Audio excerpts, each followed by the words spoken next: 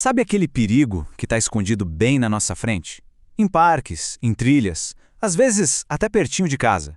Um inimigo invisível, carregado por um bichinho bem comum que causa uma doença com um nome que talvez soe familiar, mas com consequências que podem ser devastadoras. Bom, hoje a gente vai fundo para desvendar tudo sobre a febre maculosa. Agora, imagina só.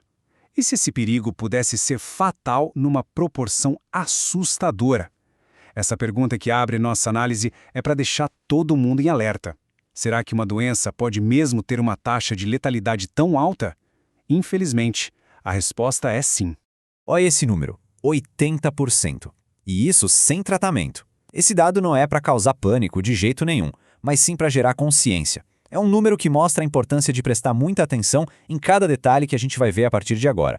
Então, para a gente poder combater o inimigo, o primeiro passo é conhecer ele, né? O que é exatamente a febre maculosa e quem é o verdadeiro culpado por trás dela? Vamos identificar os responsáveis. A definição técnica já dá umas pistas importantes. É uma infecção aguda, ou seja, que começa de repente, com febre e é causada por uma bactéria específica, a Rickettsia. Mas o que mais chama a atenção aqui é essa parte, gravidade variável. Isso quer dizer que ela pode ser levinha, quase passar batido, ou pode ser fulminante. Vamos resumir a história. A gente tem uma infecção com febre causada pela bactéria Rickettsia, que pode ir de leve a muito, muito grave. E um ponto fundamental. Desde 2001, todo caso suspeito no Brasil tem que ser comunicado para as autoridades de saúde. Isso mostra o quanto ela é séria e perigosa. Certo, mas como essa bactéria chega até as pessoas? Ela não age sozinha, não.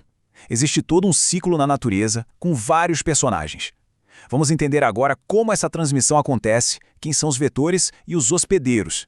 E aqui estão os protagonistas dessa história. O principal vetor, quer dizer, quem carrega e passa a bactéria para frente, é o carrapato, principalmente o do gênero Amblyomma, que a gente conhece como carrapato estrela. E os hospedeiros, os animais que servem de casa para os carrapatos e para a bactéria, são muito comumente as capivaras e os gambás. E essa parte aqui sobre as capivaras é crucial para entender a dinâmica da doença. Elas não são só vítimas, não. Elas funcionam como amplificadores. O que isso quer dizer? Que elas conseguem manter a bactéria circulando no sangue em grande quantidade, infectando um monte de carrapatos que se alimentam delas. E com isso espalham ainda mais a doença no ambiente. Então, o processo é mais ou menos assim, ó. O carrapato pica um animal infectado, tipo a capivara, e pega a bactéria.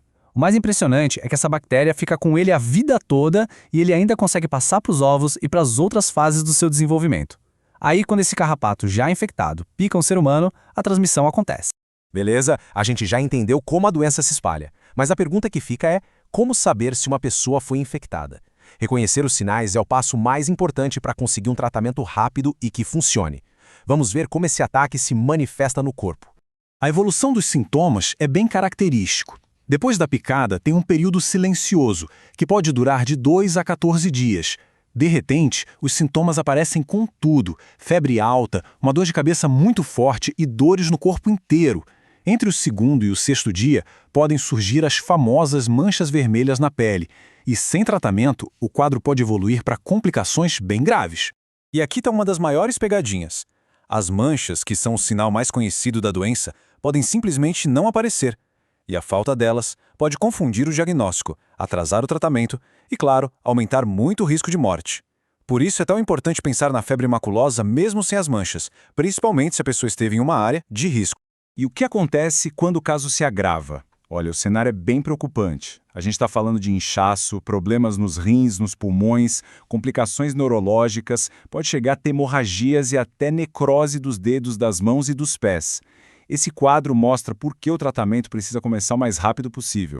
Agora, trazendo essa discussão para a nossa realidade, como a febre maculosa se espalha pelo Brasil? Onde estão os maiores focos de risco? Vamos dar uma olhada no mapa da doença aqui no nosso país.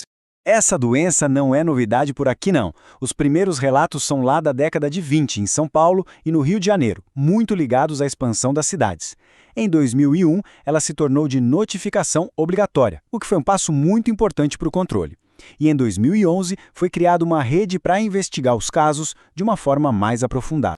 Quando a gente olha os dados de casos confirmados entre 2007 e 2015, a concentração fica bem óbvia. São Paulo lidera, com mais de 44% de todos os casos. Depois vem Santa Catarina. Isso já nos dá uma pista bem clara de onde estão as áreas de maior risco no país. E se a gente for olhar o número de mortes, a concentração na região sudeste fica ainda mais nítida. Olha só, São Paulo, Minas Gerais e Rio de Janeiro juntos somam mais de 90% das mortes registradas nesse período. A pergunta é, por quê? E a resposta está no vetor. A geografia da doença acompanha a geografia do seu principal transmissor. O carrapato Amblyomma sculptum é encontrado principalmente nos estados do Sudeste. Então, a presença desse carrapato, junto com outros fatores, como o avanço da cidade sobre as áreas de mata, cria o cenário perfeito para a doença se espalhar. E a gente termina com a reflexão mais importante. Depois de tudo isso que a gente viu, fica a pergunta: será que os sinais da febre maculosa são bem conhecidos? Numa doença onde cada hora conta, a informação não é apenas poder, ela é literalmente a diferença entre a vida e a morte. Conhecer e compartilhar esse conhecimento é a nossa melhor defesa.